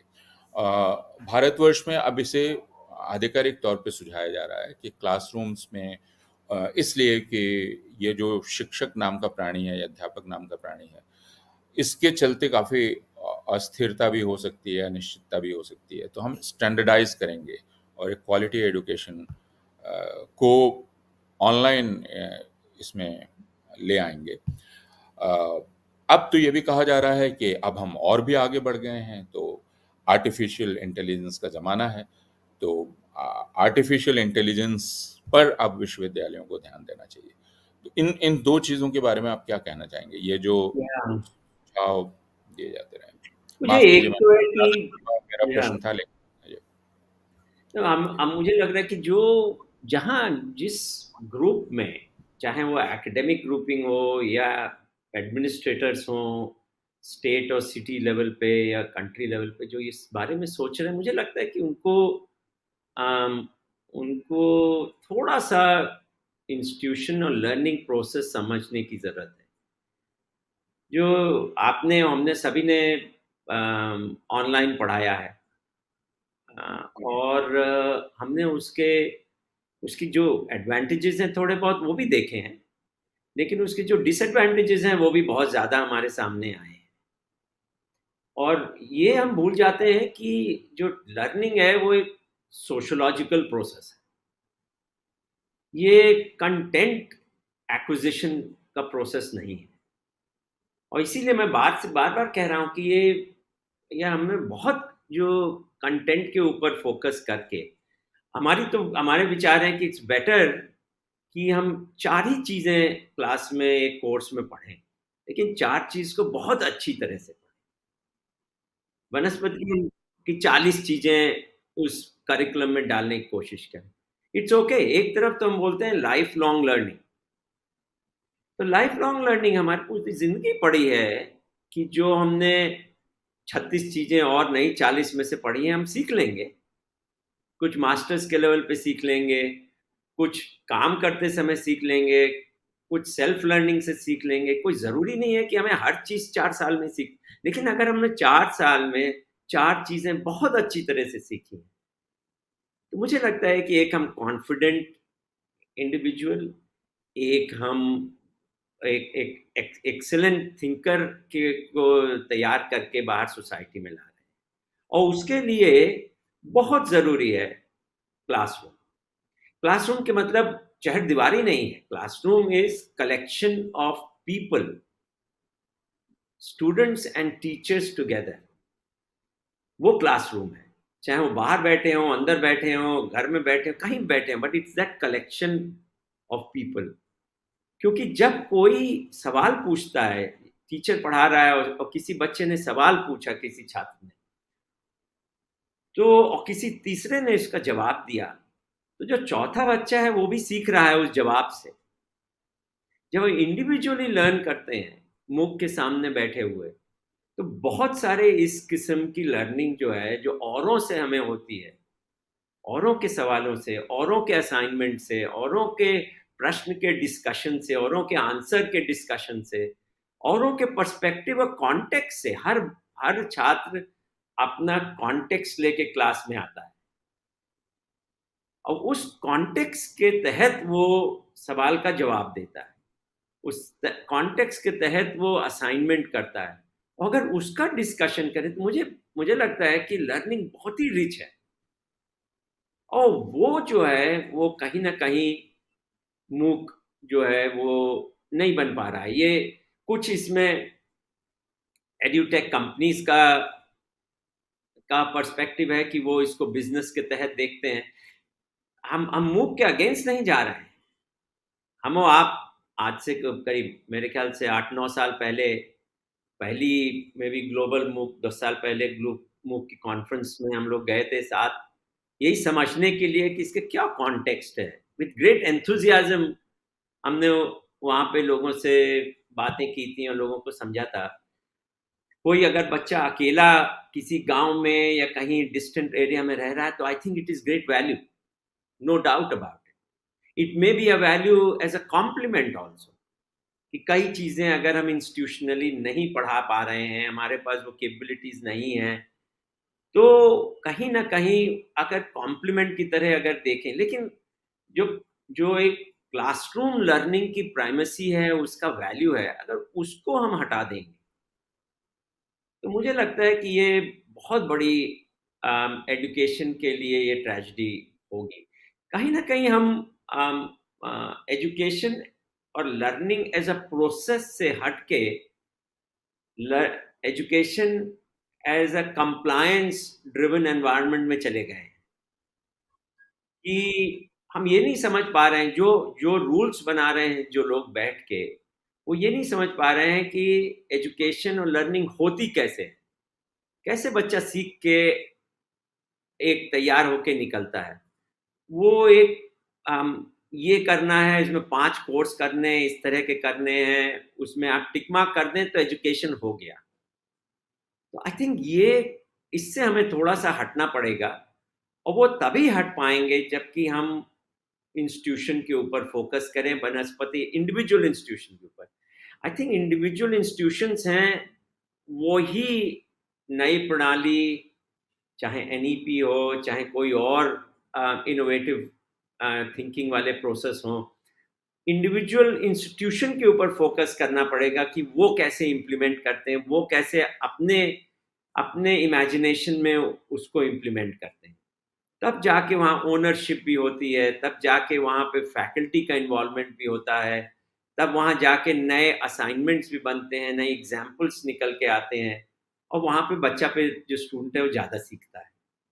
तो ये मुझे लग रहा है कि ये मुख एक अच्छा ये है कि बहुत सारी चीज़ें जिसकी कैपेबिलिटीज एक इंस्टीट्यूशन ना अगर है नहीं है, तो एक एक एक मैकेनिज्म बना है कि चलिए हम वहाँ से भी पढ़ सकते हैं, लेकिन एक सब्स्टिट्यूट नहीं है एक रेगुलर क्लासरूम। एक तर्क यह भी दिया जाता है, जब इसकी चर्चा शुरू हुई कुछ साल पहले, कि दरअसल यह जो टीचर ड्रिवन क्लासरूम प्रोसेस है, और टीचर की टिरेनी है, टीचर तय कर रहा है, तो अब हम छात्र को उससे लिबरेट कर रहे हैं, छात्र को उससे आज़ाद कर रहे हैं। छात्र को हम ये आज़ादी दे रहे हैं कि उसके सामने इतनी सारी चीज़ें हैं, उनमें से वो चुनाव कर ले, और चुनाव करके फिर वो अपना जो अंग्रेजी में उसको लोगों ने कहा कि बुके है, वो अपना खुद बनाए। तो अब यह बात सुनने में बहुत आकर्षक लगती है, क्योंकि तर्क जनतांत्रिक तर्क है, जिसमें आप छात्र को स्वतंत्र कर रहे हैं शिक्षक से, और छात्र को अवसर दे रहे हैं कि वह अपना पाठ्यक्रम स्वयं तैयार कर ले, अपने लेक्चर्स स्वयं तैयार कर ले। तो इस जनतांत्रिक तर्क के खतरे क्या हैं? और ये तो बड़ा बहुत ही कमज़ोर आर्ग्यूमेंट है ये एजुकेशन के कॉन्टेक्स्ट में एक किसी को डेवलप कर that a student should have a choice is a good idea by itself क्योंकि आम, क्योंकि हर व्यक्ति हर स्टूडेंट छात्र चाहता है कि वो किस ढंग से कुछ चीज़ें वो और सीख सके but it is no substitute for a certain body of knowledge पहले तो ये है दूसरा चीज़ है कि कौन वो बुके डिक्टेट करेगा कौन डिफाइन करेगा वो बुके क्या है उस बुके में किस किस्म के फूल रखे जाएंगे जहाँ से वो तो डिसीजन उसी का हो सकता है जो कि उस डिसिप्लिन में उस कॉन्टेक्स्ट में उस एजुकेशनल एनवायरनमेंट से बहुत सालों तक जुड़ा हुआ है और समझता है कि एक स्टूडेंट जो कि क्लास 12th के बाद यूनिवर्सिटी में आ रहा है या मास्टर्स में आ रहा है उसको क्या ज़रूरत है वो क्या किस ढंग से वो ये भी सही है कि बहुत जगह क्योंकि हम सेंट्रलाइज कर देते हैं ये सब डिसीजन मेकिंग तो जो वर्ल्ड जैसे चेंज हो रही है जो उसकी ज़रूरत है वो हम नहीं लाते हैं एज एन एकेडमिक वो भी एक अच्छा वो भी सही क्रिटिक है लेकिन उसको ठीक करने के लिए there is no such thing as tyranny of a teacher teacher का तो रोल है कॉन्टेक्स्ट प्रोवाइड करके कॉन्वर्सेशन कराना in very deep reflective mode में टीचर का तो ये काम है कि किस ढंग से हम सवाल ऐसे उठा सकें और ऐसा सोच लोगों का डाइवर्स सोच प्रेजेंट कर सकें क्लास में कि बच्चा अपने आप खोज सके उसका आंसर ये तो टीचर का काम है तो मुझे लगता है कि और जो दुनिया भर में चॉइस दी जाती है बट चॉइस दी जाती है किसी डिफरेंट रीजन से ये टीचर को ख़त्म करने के लिए नहीं है टीचर ही चॉइस देता है कि आप अपने को ब्रॉडली एजुकेट कीजिए अपने और जगह के आइडियाज़ जो हैं वो लेके आइए जब पैंडमिक हुआ जब जो जो डिसीजन हुआ कि किस ढंग से 6.5 फीट जो वायरस है वो ट्रैवल करता है और अगर 6.5 फीट हम दूर रहेंगे तो शायद हम इन्फेक्शन नहीं होगा तो तमाम सारे एटमॉस्फेरिक साइंटिस्ट थे तमाम सारे एरोसॉल एक्सपर्ट्स थे वो उसको उसके ऊपर शोध कर रहे थे लेकिन उन्होंने एक हिस्ट्री के पीएचडी स्टूडेंट को पकड़ा कि आप जरा जरा लास्ट 100 साल के पेपर्स जो हैं हमारे उनको देखिए उनमें से निकालिए कि कैसे रिसर्च हुआ इस ढंग से the point I want to make it कि जो ब्रॉड एजुकेशन चॉइस वाली है उसका उसका ये तात्पर्य है कि हम किस तरह से एक डोमेन के आइडिया को दूसरे डोमेन में ला के अपने को अपने लर्निंग को एनरिच कर सकें इसका ये मतलब नहीं है कि हम फ्री फॉर ऑल करके डिफाइन कर सकें कर दें कि जो छात्र है उस कुछ भी ले ले तो ले तो सकता है आप कर लीजिए लेकिन वो जो एक्सपर्टीज वाला जो ऑब्जेक्टिव है जो बिल्ड करना चाहेंगे वो शायद ना बिल्ड हो सकता है कि कोई ब्रॉड एजुकेशन आप वो छात्र कैरी करके जा सके और हो सकता है कि वही उस स्टूडेंट का ऑब्जेक्टिव हो एजुकेशन से लेकिन वो भी चॉइस देने के लिए टीचर को और इंस्टीट्यूशन को आपको ऑटोनॉमी या राइट देना पड़ेगा कि किस ढंग से उस चॉइस को बनाया जा सके सो कहीं ना कहीं हम आइडियाज़ दूसरों के ले रहे हैं दुनिया से लेकिन उस क्यों वो आइडियाज़ लिए गए हैं वो नहीं समझ पा रहे हैं और वो किसी दूसरे प्रॉब्लम को हम का सल्यूशन बना के उसको प्रेजेंट कर रहे हैं तो broad is good but it is no substitute to deep I think education तो है जो डीप और ब्रॉड और आज के समय में जो इंटरडिसिप्लिनरी एजुकेशन है वो भी बहुत ज़रूरी है because it makes your deep deeper वो आपको छितर बितर के सोचने के लिए नहीं आपको प्रेजेंट किया जा रहा है वो तो आपको केंद्रित कर रहा है कि आप किस ढंग से बहुत आइडियाज़ को एक सेंट्रलाइज एरिया में ला के सोच को और आप अपने डिसिप्लिन में अच्छे सवाल पूछ सकें वो उस ब्रेड्थ जो है उस चीज़ की ट्रेनिंग है। सोसाइटी की और चीज़ें हैं जो आप जान सकें। तो मुझे लगता है कि ये इस आइडिया को हम कंप्लायंस के रूप में न लें, बल्कि एक ब्रॉड डेवलपमेंट, एजुकेशनल डेवलपमेंट और पर्सपेक्टिव के तहत लें। और ये अगर फैकल्टी जो है वो ओन अप नहीं करेगा इसके डेवलपमेंट को, तो कौन करेगा? क्या एजुकेशन डिपार्टमेंट है स्टेट के, वो डिफाइन करेंगे? तो फिर वो पढ़ा भी लें। एजुकेशन डिपार्टमेंट के लोगों की बात तो अलग है, लेकिन हमारी बातचीत की शुरुआत में आपने एक एक लफ्ज़ का इस्तेमाल किया था, स्लो कुकिंग। मैं रसोई के सामने बैठा हुआ हूँ और मैं जानता हूँ कि बहुत बहुत सारी चीज़ें धीमी आंच पर पकती हैं। आप अगर आंच तेज़ कर देंगे तो वो जल जाएंगी, ख़राब हो जाएंगी। और इसलिए पकाने वालों को पता है, जो रसोई में रहते हैं, कि कौन सी चीज़ धीमी आंच पर पकेगी, कौन किसको बिल्कुल तेज़ कर देना है। और कम से कम यह प्रक्रिया, जिसको आपने कहा पाठ्यक्रम की प्रक्रिया, यह धीमी आंच की प्रक्रिया है। तो और इसलिए पाठ्यक्रम जब बदलते भी हैं तो एक प्रक्रिया के तहत, लंबी प्रक्रिया के तहत बदलते हैं। लेकिन भारतवर्ष में यह समझ भी है, और ये फिर मैं आज की इस बात नहीं कर रहा हूँ। कई वर्षों से हमने देखा है नीति निर्माताओं को कि वो उसमें खासी हड़बड़ी करना चाहते हैं। यानी 3 महीने में सिलेबस बदला जा सकता है, फिर अगले साल उसका पूरा ढांचा बदल दिया जा सकता है, फिर उसके अगले साल और ढांचा बदल दिया जा सकता है। और अगर हम पिछले 7-8 वर्षों में देखें तो जो केंद्रीय संस्था है उसकी तरफ से अनेक ढांचे प्रस्तावित किए गए, एक के बाद एक, एक के बाद एक, जिसने खासी अराजकता पैदा कर दी है। और एक यह समझ बन गई है नीति निर्माताओं की कि सिलेबस क्या चीज़ है, ये तो 3 महीने में बन सकती है, ये तो 2 दिन में बन सकती है। मुझे याद है दिल्ली विश्वविद्यालय में जब कई वर्ष पहले 4 साल के स्नातक स्तरीय पाठ्यक्रम का कहा गया कि इसको लागू कर दिया जाएगा, और वो 3 महीने में लागू कर दिया गया। तो ऑक्सफोर्ड या किसी कैम्ब्रिज विश्वविद्यालय की शायद प्रेसिडेंट या कोई आई हुई थी, और उन्होंने कहा कि I admire you because you have achieved this feat and it takes us years to do what you have done in 3 months। इसको लोगों ने यहाँ तारीफ के रूप में देखा।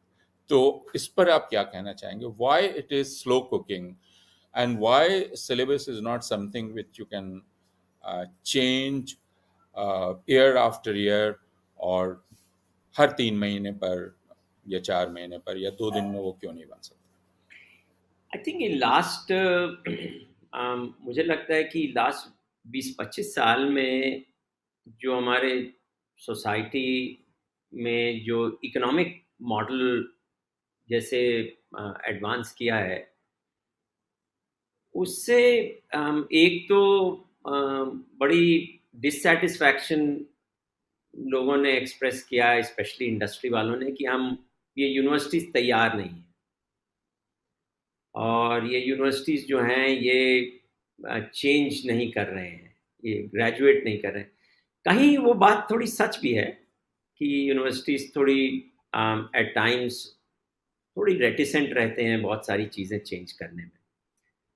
लेकिन जो एक इंडस्ट्री का, ये एक ब्यूरोक्रेसी का तरीका है कोई आइडिया को लाने का, वो है और बड़ा टॉप डाउन, कि एक सीईओ ने या एक सेक्रेटरी ने या एक किसी मिनिस्टर साहब ने कहा कि ये होना चाहिए, ये आइडिया है, और वो टॉप डाउन होके नीचे चले आते हैं। एजुकेशन तो बिल्कुल ही इसके विपरीत रहा है। एजुकेशन तो बिल्कुल बॉटम अप प्रोसेस है, और ये स्लो शिप रही है हमेशा चेंज होने में। और तभी एजुकेशनल इंस्टीट्यूशंस 7-7 साल, 800 साल, 500 साल एक्सीलेंस को बनाए रहे। और बाकी इंडस्ट्रीज जो हैं वो 150 साल में, 75 साल में सब बंद हो जाती हैं। गवर्नमेंट्स हैं, मिनिस्ट्रीज हैं, वो भी आती हैं जाती हैं। सो उसका जो रीज़न है वो यही है। एक लॉन्ग टर्म एक्सीलेंस बनाए रखने के लिए आपको लॉन्ग टर्म फिलोसॉफिकल मूडिंग को पकड़ के रखना पड़ता है। जो नए फैकल्टी आ रहे हैं, नए एडमिनिस्ट्रेटर्स यूनिवर्सिटी में आ रहे हैं, उनको उसके साथ अवगत कराना पड़ता है, उसके साथ उनको आप उस प्रोसेस में उनको लाना पड़ता है। ये बड़ा समय टाइम कंज्यूमिंग प्रोसेस है। एक नया इंस्टीट्यूशन से एक साल में हमने 40 लोगों को हायर किया एक स्कूल में, और बार बार अलग अलग कल्चर से वो आ रहे हैं। किस ढंग से आप अपने कल्चरल फिलोसॉफिकल मूडिंग में, वैल्यूज में उनको डालेंगे, और इसके लिए समय चाहिए। और एक बार जब उसमें आते हैं तो फिर सोच होती है। ये आई मीन एजुकेशनल प्रोसेस कोई इम्प्लीमेंटेशन नहीं है। इम्प्लीमेंटेशन के पहले तो वो सोच का प्रोसेस है। करिकुलम एक सोच का प्रोसेस है, एक डिस्कशन का प्रोसेस है कि आज के समय में चैट GPT-4 जो आया है, इसको किस ढंग से हम एजुकेशनल इंस्टीट्यूशन में इसको इनकॉर्पोरेट करें, कैसे इसके साथ हम डील करें। एक तरफ तो है कि हम एग्जाम देना चाहते हैं, एक तरफ अलग किस्म का एग्जाम देना चाहते हैं जिसमें जिसमें हम ओपन बुक और पेपर्स और इंट्रोस्पेक्टिव राइटिंग एंड थिंकिंग के बारे में बात करते हैं। और दूसरी तरफ इस चैट जीपीटी, तो ये इस सोच को समझने के लिए, इसको एक्सपेरिमेंट करने के लिए समझ लगता है। टेंग शॉपिंग बड़ा अच्छा चीज बोलते थे कि put your toe in water to feel how cold it is. तो एजुकेशनल इंस्टीट्यूशन तो करते हैं, बहुत एक्सपेरिमेंट्स करते हैं, छोटे छोटे बहुत सारे एक्सपेरिमेंट करते हैं, उससे सीखते हैं, फिर उसको करिकुलम में लाते हैं। और और जब ज़्यादातर लोगों को, फैकल्टी को साथ लेके चलते हैं, तो ये होगा कि इसका इम्प्लीमेंटेशन जो है वो अच्छे ढंग से हो सके। ये टॉप डाउन प्रोसेस ही नहीं है। और उसमें एक और भी बात है कि एजुकेशन, जैसे हम लोगों ने पहले भी बात की, एजुकेशन तो कलेक्टिव विजडम से का प्रोसेस है कि हम कई लोगों की सोच को साथ लेके उनके विचारों का इक्वेट करते हुए उसके साथ सबको एक दूसरे से कन्विंस करते। It's a convincing process, it's not an authoritarian process. और ये गवर्नेंस में भी You try to persuade and convince. you persuade your colleagues to your argument. That is life, that is learning. I mean, Dewey ने भी ये कहा है, बहुत सारे जितने एजुकेशनल साइकोलॉजिस्ट रहे हैं उन्होंने सबने यही बात कही है। It is not an authoritarian process, and once you are able to persuade, the likelihood is much higher that that idea will be taken to its absolutely best levels. और जिन institutions ने दुनिया भर में किया है, वो लंबे समय तक वो एक्सेलेंस को बरकरार उन्होंने रख रखा। हालांकि वो स्लो रहे हैं, जरूर स्लो रहे हैं। कभी कभी वो क्रिटिसिज्म जो लार्जर सोसाइटी का वो आई मीन वाजिब है कि आप जल्दी रिएक्ट नहीं करते हैं, लेकिन एक भी सोचने की, educational institutions are making lives of larger people. Can you imagine ये सिचुएशन कि हर साल हम पूरा करिकुलम स्ट्रक्चर ही चेंज करते चले आ रहे हैं, हमें पता ही नहीं रहेगा किस किस्म का ग्रेजुएट निकल के आ रहा है। तो वो तो स्लो प्रोसेस होनी ही है, जिससे कि हम stability of thinking in the student, in faculty. But इसके ये मतलब नहीं है कि जो चेंजेस बाहर हो रहे हैं वो न हम अंदर लाएं, और वो हम उसको रोक के रखें। वो भी मुझे लगता है एजुकेशनल इंस्टीट्यूशंस को थोड़ा बहुत ज़रूर अपने को चेंज करना पड़ेगा। इससे जुड़ा हुआ एक प्रश्न, आपने इंडस्ट्री का जिक्र किया कि और ये शिकायत हमने 2008, 9, 10 जब हम लोग साथ में यशपाल समिति के साथ काम कर रहे थे, तो उस वक्त अक्सर ये शिकायत हम नौकरशाहों से सुनते थे कि इंडस्ट्री की ये शिकायत है कि भाई आपकी यूनिवर्सिटी एम्प्लॉयबल ग्रेजुएट नहीं पैदा कर रही है, तो आपके जो ग्रेजुएट्स हैं वो एम्प्लॉयबल नहीं है, एम्प्लॉयबिलिटी आप में इनग्रेन नहीं है। इस पर मैंने जितना अध्ययन किया जनरल एजुकेशन और एम्प्लॉयबिलिटी के बीच रिश्ते का, तो कहीं भी एम्प्लॉयबिलिटी को एक मकसद मानकर जनरल एजुकेशन को उसकी कल्पना नहीं की जाती है या उसको डिज़ाइन नहीं किया जाता है। तो लेकिन ये शिकायत लोगों को समझ में आती है, लोग इससे काफ़ी सहमत होते हैं कि हाँ, हाँ, आखिर आपका काम एम्प्लॉयबिलिटी पैदा करना है, अगर आप वो नहीं कर रहे हैं, तो फिर आपके होने का मतलब ही क्या है? तो इस आरोप के बारे में आप क्या कहना चाहेंगे और इससे कैसे या विश्वविद्यालय आई थिंक उसमें थोड़ा सा तथ्य है, कुछ तो उसमें रियलिटी जरूर है, बट मुझे लगता है बहुत छोटी सी। मेरे हिसाब से purpose of livelihood, being preparing for a livelihood is also a purpose of education, one of the multiple purposes. Being a better citizen is also an important purpose of education. So मुझे लगता है कि कहीं थोड़ा सा वो है कि अगर आप एक स्टूडेंट निकल के आ रहा है, वो आज के चेंजिंग माहौल में वो अगर कुछ ऐसी स्किल्स या माइंडसेट लेके नहीं निकल रहा है, तो मुझे लगता है कि उसको खुद को दिक्कत होगी नौकरी मिलने में। Now let's keep that aside. पहले एक कंपनी है जिसको मेरे ख्याल से एटलीस्ट इंडस्ट्रियल वर्ल्ड में बहुत ही हिंदुस्तान में एडमायर किया जाता है, वो हिंदुस्तान लीवर। और कहते हिंदुस्तान थे लीवर? कि हिंदुस्तान लीवर में मोर देन एनीथिंग एल्स, जो उनकी 1 साल की ट्रेनिंग होती थी अब हम मैनेजर जब लोग घुसते थे, दैट वाज एब्सोल्युटली अमेजिंग। सो पहले क्या था कि ये जो यही इंडस्ट्री जो कंप्लेन कर रहे हैं, ये अपने नए एम्प्लॉय के ट्रेनिंग में बहुत समय लगाते थे। ये उनके साथ 3 महीने से लेके 1 साल तक की ट्रेनिंग करते थे। उनको अपनी काम करने के तरीके, अपनी टेक्नोलॉजी, अपने सिस्टम्स प्रोसेसेस के साथ अवगत करते थे, उनको सिखाते थे वो चीज़ें। सो जो स्टूडेंट ग्रेजुएट निकल के आ रहा है, जो कि एक ब्रॉड पर्सपेक्टिव लेके आ रहा है, उसकी इंडस्ट्रियल या ट्रेनिंग होती थी।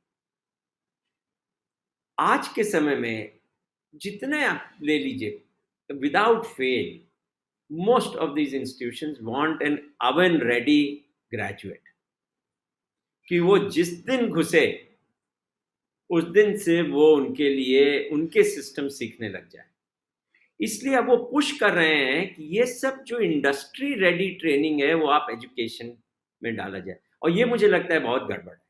ये बहुत बहुत ही ये हमारे एजुकेशन सिस्टम को वीक करेगी। यहाँ तक ही हो गया है कि आज के समय में कई कंपनियां हैं जो कि इंटर्नशिप के लिए बच्चों को लास्ट सेमेस्टर में ले लेती हैं या लास्ट 2 सेमेस्टर में इंजीनियरिंग में ले लेती हैं और कहती हैं हमारे यहाँ काम करना शुरू कर दो।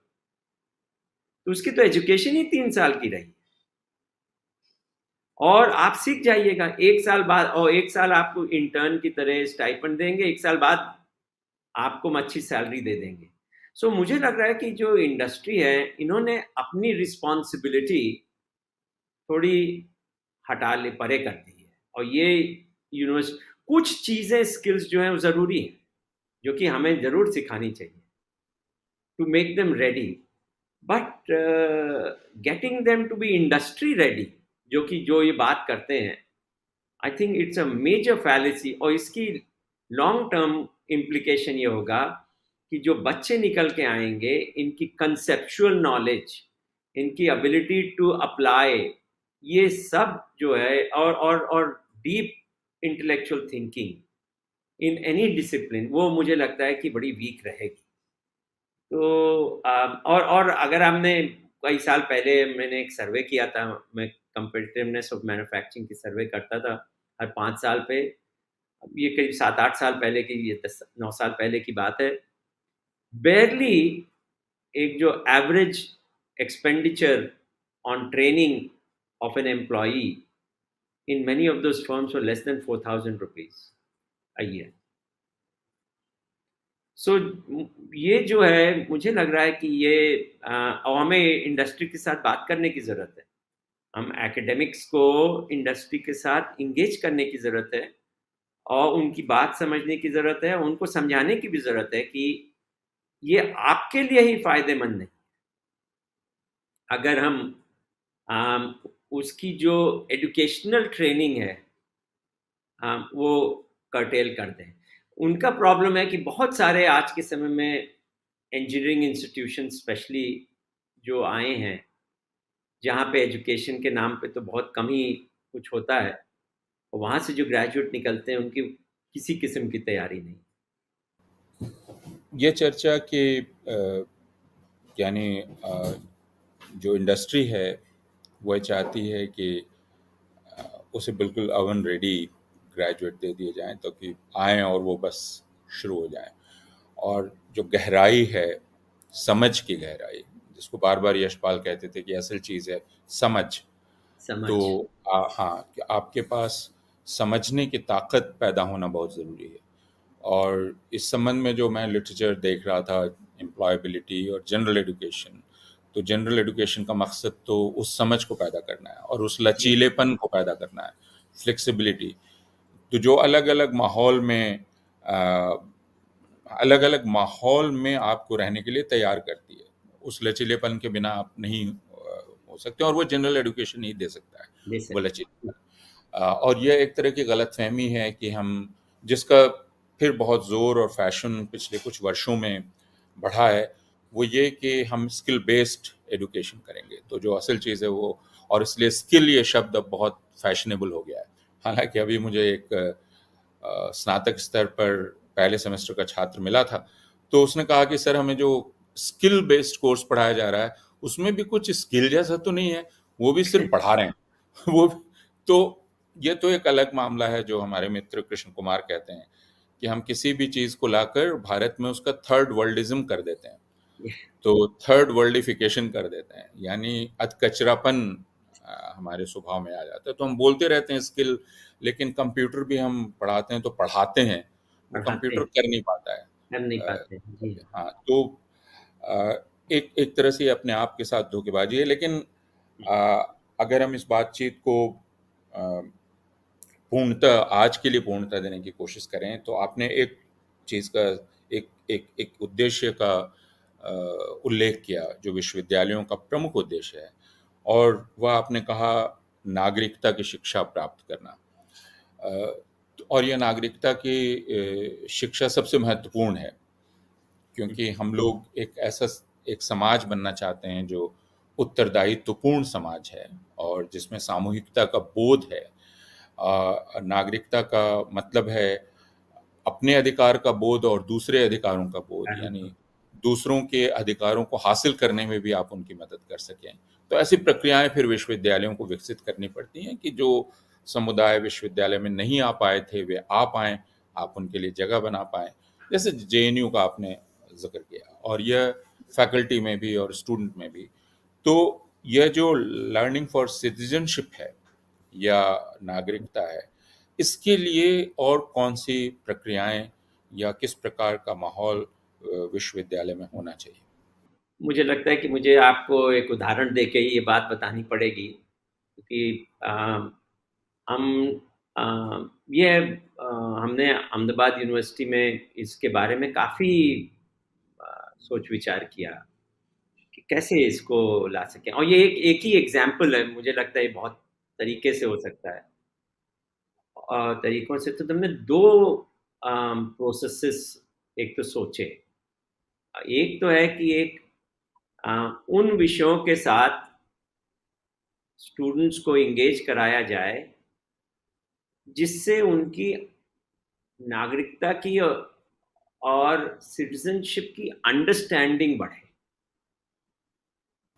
और हमने उसको फाउंडेशन प्रोग्राम का नाम दिया और कहा कि इसमें let's work with grand challenges, water, climate change, democracy and justice, neighbourhood जो कि एक अर्बनाइजेशन का प्रॉक्सी रहा है, और इसके अंदर थ्रू अ डिफरेंट पेडागॉजी, एक डूइंग ओरिएंटेशन के साथ प्रोजेक्ट के तहत हम आपको सोसाइटी के उन पहलू के साथ जुड़ने के लिए मजबूर करते हैं जिससे कि आप वहाँ क्या हो रहा है, कैसे वहाँ के लिए सोल्यूशन आप निकालेंगे, कैसे अपनी जो एजुकेशन है उसके साथ उसको लगाएंगे नए आइडियाज डेवलप करने के लिए, जिससे कि आप थोड़ा सा अपने राइट्स, औरों के राइट्स, अपना अपनी ड्यूटी, औरों की ड्यूटी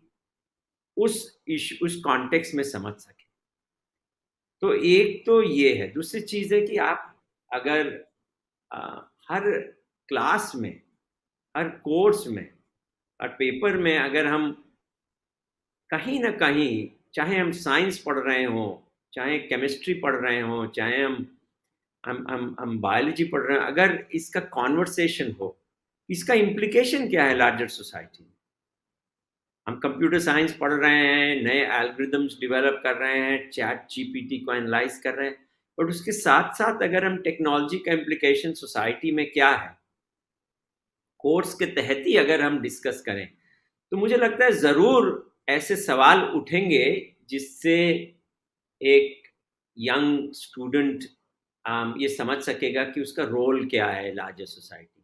तीसरा है कि हमें छात्रों को चीज़ें करने की फ्रीडम भी देनी पड़ेगी कि वो अपने ढंग से, अपने माध्यम से, अपने मैकेनिज्म से वो जो सोसाइटी में चीज़ें हो रही हैं, कॉन्स्टिट्यूशन क्या है, सिविलाइजेशन क्या है, एक एक डाइवर्स सोसाइटी का होना क्या है, एक मेजॉरिटी माइनॉरिटी का मतलब क्या है, आई थिंक वो अपने आप समझने की थोड़ी सी उनमें वो प्रोसेस को इनकरेज करने की ज़रूरत है।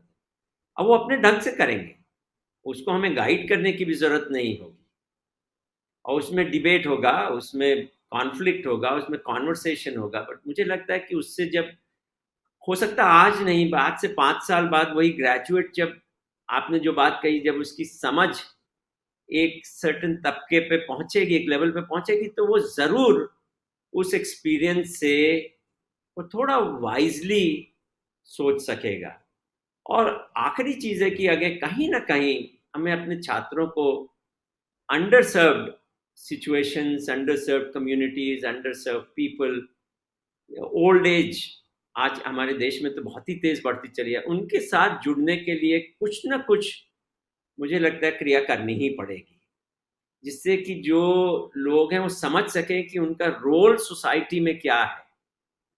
और हमने देखा है कि हमने जब जब इंस्टीट्यूशन में ये चीज़ें की करी हैं, और और छात्रों को इस तरह की अपॉर्चुनिटीज़ में, चाहे मैंडेटेड ढंग से या वॉलंटरी ढंग से उनको जोड़ा है, तो ज़रूर उन्होंने वो कुछ अलग सोच लेके वो बाहर निकले हैं। और अगर ये कॉन्टिन्यूअसली होता रहे सोसाइटी में, मुझे लगता है कि as a educationist we should all feel very happy कि जो छात्र निकल के आ रहे हैं उनमें इंडिपेंडेंट थिंकिंग की क्षमता है। मुझे लगता है कि हर चीज़ से हट के सिटीजनशिप में अगर हम की बात करें, तो अगर हम इंडिपेंडेंट थिंकिंग की क्षमता अगर किसी न किसी ढंग से ला सकें छात्रों में, तो और कुछ भी वो सोचें उसके बाद जैसे भी जाएं, उससे तो हमें कोई गिला शिकवा है ही नहीं। तो मुझे तो लगता है कि we will be able to make the graduates with the purpose that education purports to. या तो हम जहाँ बातचीत को अब ख़त्म कर रहे हैं, वह फिर विश्वविद्यालय का एक दूसरा मकसद है, और दोनों एक दूसरे से जुड़ते हैं। एक्सेलेंस आपने कहा और इंडिपेंडेंट थिंकिंग कहा, यानी एक्सेलेंस और एक ऑटोनोमस बीइंग, एक स्वायत्त व्यक्ति, लेकिन स्वायत्त जो कि जिम्मेदार हो, और जिम्मेदारी का मतलब है परस्परता या एक दूसरे से रिश्ते को समझना, और कितनी तरह के रिश्ते हो सकते हैं। तो यह जो इंडिपेंडेंट थिंकिंग है, स्वतंत्र चिंतन है, यह स्वतंत्र चिंतन फिर कोई केंद्रीय विचार को मानने से जुड़ा हुआ नहीं है, बल्कि अपना विचार, और उसके लिए बहुत ज़रूरी है बहस, उसके लिए बहुत ज़रूरी है विवाद, असहमति, और इसके लिए विश्वविद्यालय को भी तैयार रहना चाहिए, समाज को भी तैयार रहना चाहिए। विश्वविद्यालय इस रूप में एक सुरक्षित जगह है कि हम एक ऐसा परिसर बनाते हैं जिसमें आप उन विचारों पर भी बहस कर सकते हैं जिन पर सड़क पर बहस करने से आपको खतरा होगा। और इस ये जिम्मेदारी विश्वविद्यालय की होती है कि वह ये एक सुरक्षित माहौल बनाए जिसमें छात्र आकर वैसे विचारों को व्यक्त कर सकें, उन पर प्रयोग कर सकें, तो एक तरह विचारों की प्रयोगशाला हो। तो एक ये चीज और भी उद्देश्य। है, मैं एक चीज जी। और जरूर, एक और भी चीज अंडरलाइन करूंगा, वो है ट्रस्ट। जी। मुझे लगता है कहीं ना कहीं लार्जर सोसाइटी को विश्वविद्यालयों पे और शिक्षकों के ऊपर ट्रस्ट करने की ज्यादा जरूरत है। एक मैं आपको एक एक छोटा सा उदाहरण दूंगा। मैं हमेशा से ये मुझे तकलीफ रही है कि हम अपने एग्जामिनेशन को इन्विजिलेट करते हैं, सही बात। और ये इसीलिए करते हैं कि हमें डर है कि वो छात्र नकल करेगा, और नकल होती है। तो हमने एक एक्सपेरिमेंट किया, एक छोटा सा, क्योंकि सभी हमारे यहाँ जो प्रोफेसर थे, कोई भी, न छात्र न टीचर, कोई भी तैयार नहीं था। लेकिन हमने कहा एक छोटा सा एक एग्जाम में एक्सपेरिमेंट करते हैं, और दो बच्चों को ग्रुप में गए, एक प्रोफेसर, उन्होंने कहा कि अच्छा आप इस रूम में जा सकते हैं जो इन्विजिलेटेड है, या आप दूसरे रूम में जा सकते हैं जो अनइन्विजिलेटेड। तो कुछ छात्र उठ के उस अनइन्विजिलेटेड रूम में गए, और जाके उन्होंने दरवाज़ा बंद कर दिया गया, उनको पेपर, एग्ज़ाम सब कुछ दे दिया गया, और वो एंड में निकले, उन्होंने वो अपना आंसर शीट सबमिट कर दी, चले गए। तो हम लोग बहुत क्यूरियस थे कि क्या हुआ उस कमरे में, उस जो अनइन्विजिलेटेड रूम में जहाँ पे 10-12 लोग गए थे। और रात में एक जो प्रोफेसर जो उनके कोर्स पढ़ा रहे थे, जहाँ एक छोटा सा एक्सपेरिमेंट किया था, उनके पास 2 ईमेल आए, 2 छात्राओं के, जिन्होंने कहा कि पहली बार ऐसा हुआ है कि किसी ने हमें ट्रस्ट किया। और आपको एक चीज बता दें, हो सकता है कि शायद दिमाग में आता कि इधर देख लें उधर देख लें, लेकिन किसी ने इस रूम में, किसी ने नकल नहीं की, ना नकल करने की कोशिश की। तो मुझे लगता है कि अगर हम सोसाइटी को चेंज करना चाहते हैं, और एजुकेशन उसका बहुत बड़ा रोल है, एजुकेशन का सोसाइटी को चेंज करने में, तो कहीं ना कहीं सोसाइटी को एजुकेशन के ऊपर ट्रस्ट करना पड़ेगा, और रिस्पॉन्सिबिलिटी एजुकेशनिस्ट को, टीचरों को लेनी पड़ेगी उसको निभाने के लिए। तो ये मैंने सोचा ज़रूर मैं कहूँगा कि एक जरा बात बहुत खटकती है। हाँ, विश्वास एक हाँ, बहुत महत्वपूर्ण चीज़ है। हालाँकि जो सत्ता होती है वह अक्सर लोगों से कहती है आप हम पर विश्वास कीजिए, और वह शायद बहुत स्वास्थ्यकर नहीं है। लोगों को हमेशा सत्ता को लेकर संदेह रहना चाहिए, वो जो कह रही है। लेकिन विश्वास का यह तत्व तो बहुत आवश्यक है, यानी कम से कम समाज को अपने शिक्षा संस्थानों पर विश्वास करना होगा। उनकी पहरेदारी नहीं करनी होगी। वे जो प्रयोग कर रहे हैं हमेशा उनकी जाँच नहीं करते रहनी होगी। और उनको डाँटना, धमकाना, वो पाठ्यक्रम में किसे शामिल कर रहे हैं, किसे शामिल नहीं कर रहे हैं, इसको लेकर ये जो एक पहरेदारी जैसी होने लगती है, तो समाज और विश्वविद्यालय के बीच भी अ, विश्वास की आवश्यकता है, और स्वयं विश्वविद्यालय के भीतर भी विश्वास के एक माहौल की आवश्यकता है। तो नौकरशाही भी हमेशा शिक्षकों पर संदेह ना करे, छात्रों पर संदेह ना करे, राज्य भी हमेशा संदेह ना करे, क्योंकि इस संदेह से फिर सेंट्रलाइजेशन की प्रोसेस शुरू होती है कि हम एक यूनिफॉर्म सेट ऑफ नॉर्म्स या बना देंगे जिससे।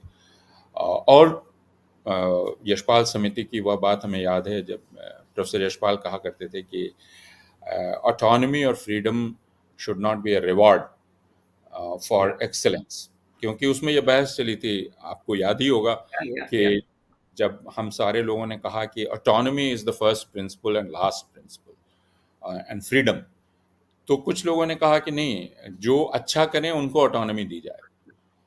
तो यशपाल ने कहा कि बिना फ्रीडम और बिना ऑटोनॉमी के आप अच्छा कर ही नहीं सकते। बहुत सही तो था, हाँ, बिल्कुल सही था। बिल्कुल।